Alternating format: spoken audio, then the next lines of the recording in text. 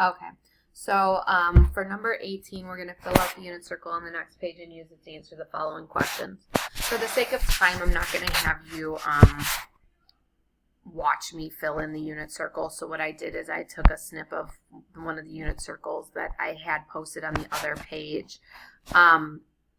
So notice how we have both our radians and our degrees.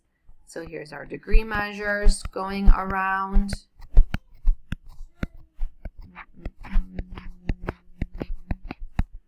And our radian measures going around. So 2 pi, also 0.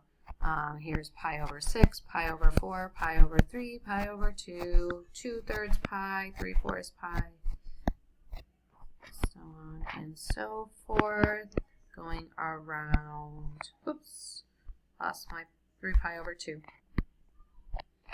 Okay,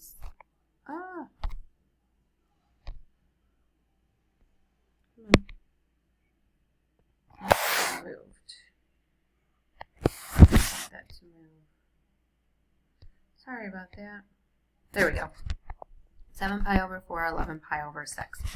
All right, so now the main thing is to know that and I don't think it's defined here, that sine theta is equal to the y coordinate, cosine theta is equal to the x coordinate, and tangent of theta is always just equal to the y over the x, because this is, if the radius is always 1, then y over 1 is y, x over 1 is x, and then opposite over adjacent is y over x. Okay, so if we, or also known as the cosine theta over the sine theta.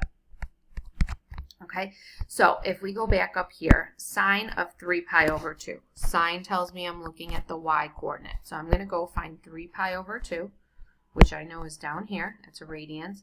I am looking at the y coordinate. The y coordinate is -1. So the sine of 3 pi over 2 is -1. Cosine of 135, I'm looking at the x coordinate, because cosine is x. So I go over here to 135. Go over here to 135. The x coordinate is right here. So that's -√2 over 2. The tangent of 225. So tangent is y over x. So here I am, 225 is in quadrant 3. So that is the y over the x, -√2 over 2, and -√2 over 2. Oh my goodness, it's jumping a lot today. So I have y over x, which is -√2 over 2, divided by -√2 over 2, which is just +1. And remember, in quadrant 3, tangent should be positive. In quadrant 2, cosine should be negative. Oh, I lost my negative. Sorry. And then my sine in quadrant, well, it's a quadrantal angle, so but it's down below the x-axis, should be negative. My goodness. All right. So then sine of 11 pi over 6. We're looking at the y coordinate again. So I'm going down here, 11 pi over 6. There it is. Looking at the y coordinate, -1/2. Okay. So for E and F, we are going to just take these values and we're going to plug them in and we're going to use order of operations to solve. So 2 sine. Sine is the y coordinate of 180 degrees. So I go down here, 180 degrees, the y coordinate is 0. So that's 2 times 0 plus cosine, that's x, of 270 degrees. So I go down to 270 degrees, the x is also 0. All right, so plus 0 minus 2, the cosine of 0. So I'm looking at the x of 0 degrees. Here we are as the ordered pair. X is 1. So I'm going to do 2 times 1. So if I have, come on, release all of that.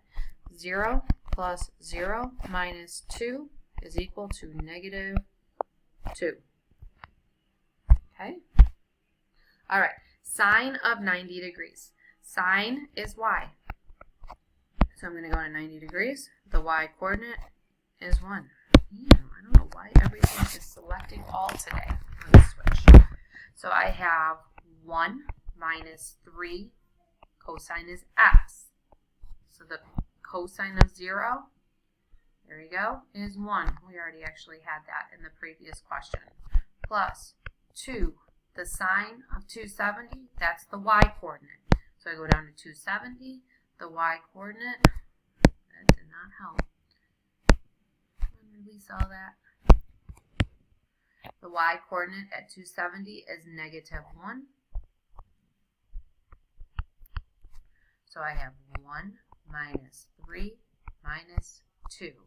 1 minus 3, negative 2 minus 2 is negative 0. Okay? And that's how we can use the unit circle to evaluate an expression. All right? Sorry it was so glitchy on that one. That's the review. Sign in on Zoom on Thursday if you have any questions.